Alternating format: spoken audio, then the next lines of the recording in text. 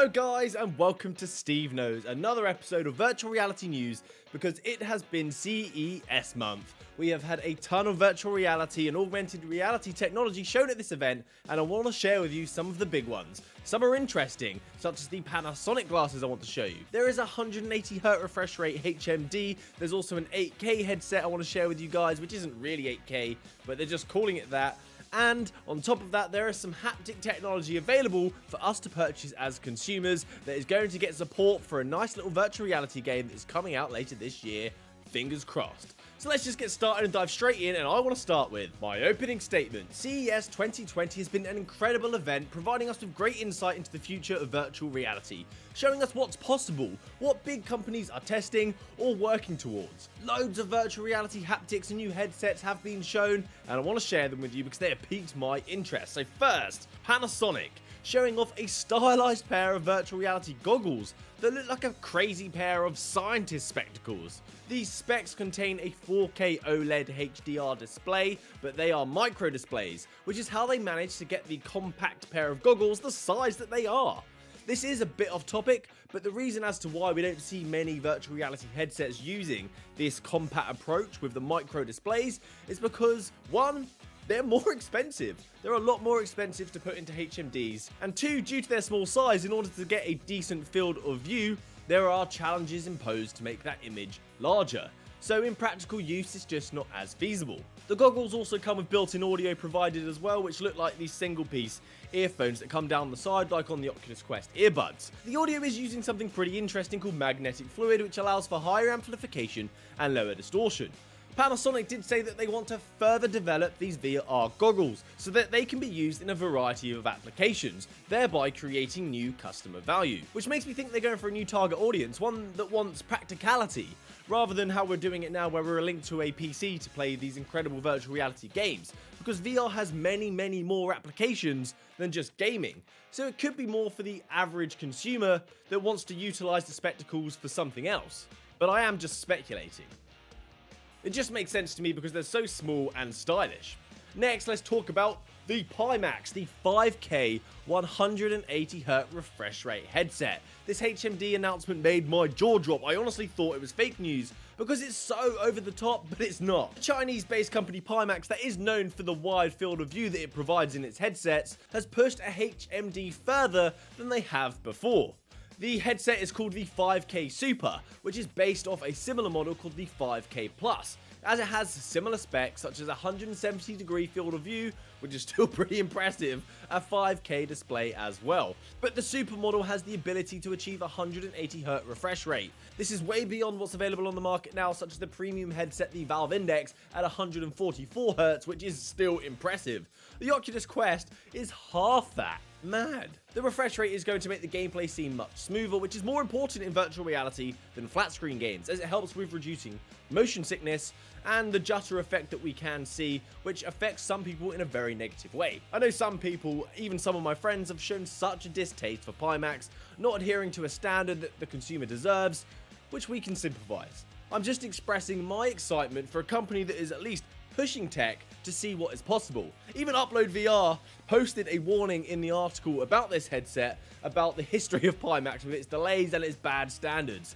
It doesn't look good for them. No price has been given yet for the Pimax, but the 5K Plus is $699, so expect this to be even more than that, and that's just for the HMD alone. What? This one again is from Pimax, and it's about the bane of their existence, as the Kickstarter campaign that was way back in 2017 promised pledges an 8K virtual reality headset, and years later, they've still not delivered. But that promise has finally turned up at CES 2020. We finally get a glimpse of what they had been expecting all those years ago. The headset has two 4K displays, one for each eye, which isn't exactly 8K, but hey ho. A 200-degree field of view, which is just insane. Some people's actual peripheral vision is not even that good. So that is incredible. And it also only has a 90Hz refresh rate. Digital Trends got to try this headset out at CES, and they boasted about the clarity that it provides that other headsets just cannot compete with.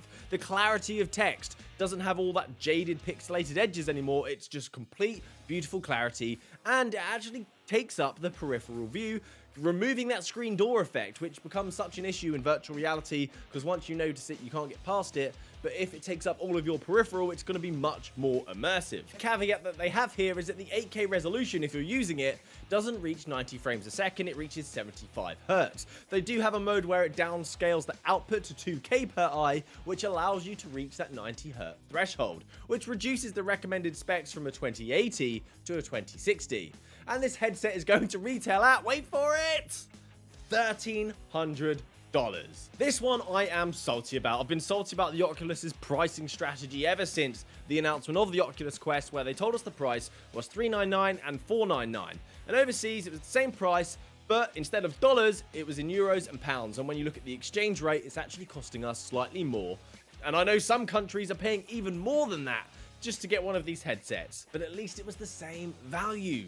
The Oculus Link cable has been out for a while now in the USA, and it's only just made its way over to Europe and the UK. The USA was charged around $80 for this fiber optic 5-meter cable that was official from the Oculus store, but here it's €89 or £89, which is the equivalent to $117. I would have been able to handle £79, but the fact that they're asking for even more than that, and we're losing out from the exchange rate, I don't like to bring negativity, but come on guys. I've not forgotten about the $100 extra charge either for 64 gigabytes of storage, because that's also a ripoff. I think I'll stick to my Party Link cable. It works great and is a fraction of the cost. But if you're someone that is interested in this fiber optic cable, because it's not copper and it's 5 meters long, which means it's lighter and it's less prone to interference over the long distances, it's now available at last if you're interested. It's also under a warranty just in case something happens and you're worried about that as well.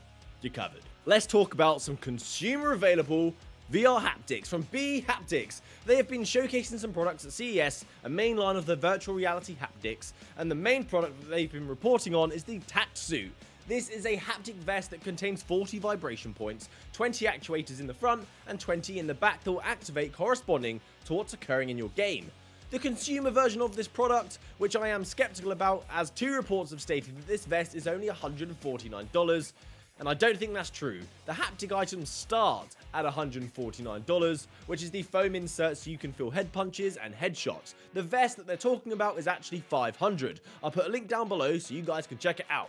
There's also a video from Virtual Reality Oasis, who's got to check out these products. He's tried them all, and there's a video for you to check out as well if you're interested. The vest has a 10-hour power cycle, which is pretty awesome. That's 5 times you can run your Oculus Quest down before you need to charge up the vest again. The vest connects to the computer via a Bluetooth connection, and that sends Bluetooth signals to the vest to activate the actuators. The latency is minimal because the packets are so small, and this is very important in virtual reality, more so than other factors. The vest also has 2 modes as well. The first is you can make Beat Saber or other forms of entertainment more engaging. The vest can translate 7.1 surround sound audio and translate those signals into the vest to create feedback.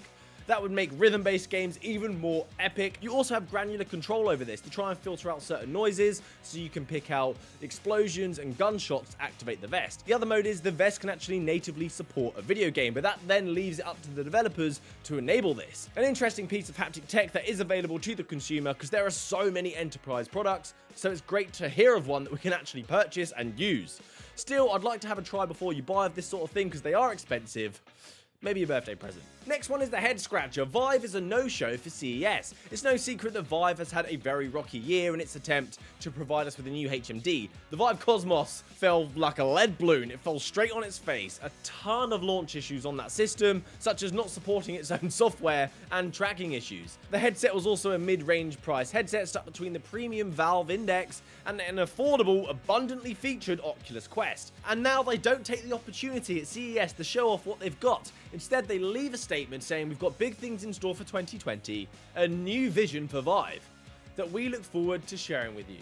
What does a new vision mean? Have they got a new pair of glasses? I'm interested to see what they have in mind.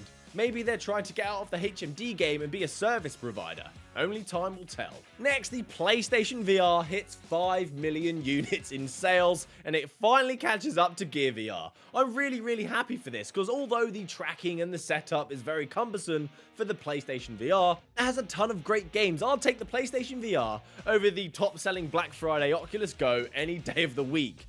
They also admit to the sales slowing down drastically, and it's obvious to see when we've got amazing technology coming out, new HMDs, new great hardware, because the consumer knows more about the industry now.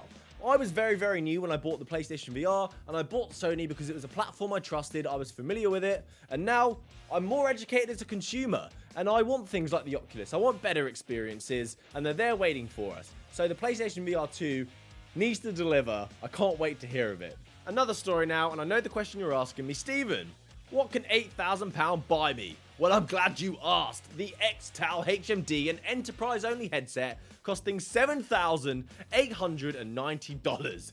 The original XTAL was a small price in comparison at $5,800. And for that price, you get two 1440p OLED displays, a 70Hz refresh rate, a 180-degree field of view, eye tracking for automatic IPD adjustment, and leap motion hand tracking. The new version, you now get 4K per eye displays, and the eye tracking now supports foveated rendering, which is some pretty nifty tech, as it allows you to look around and remain in high quality end visuals, not just the center of your display. But does this all equate to such high prices? One of the reasons that you may see in such high-end virtual reality headsets for enterprise is that you're actually paying for ongoing support as well, not just the product that you take home to play games on. Well guys, that's it from me today. I hope you found this interesting. There's been a ton of great innovative tech at CES. We've seen 8K displayed HMDs, 180Hz refresh rates, some tiny stylish VR goggles from Panasonic, some virtual reality haptics that are available for a consumer to purchase, and even more little bits of news. So, thanks for watching Steve Knows. Stick around for next time, guys. Happy gaming. Good day.